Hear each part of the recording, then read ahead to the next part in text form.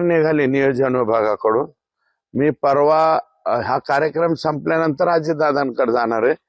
73 कोटी हे 2021 सालापासून 23 सालापर्यंत उचलले गेले. जे नियोजन विभागाकडून ऑर्डर निघाली ते मागील 2 वर्षाची निघाली. मागील 2 वर्षाची काढून उपयोग नाही, मागील 21 पासून काढावी लागेल. आणि खरं तर 2019 पासून काढावं लागेल. कोरोनाच्या काळात यांनी काय काय लफडी केलेली आहे, लफडीच म्हणा, काय गोंधळ घातलेला आहे या जिल्ह्यामध्ये.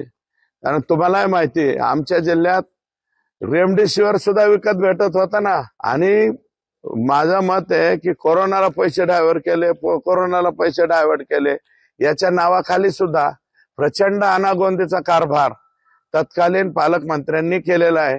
त्याचे कागदपत्र काढतोय मी.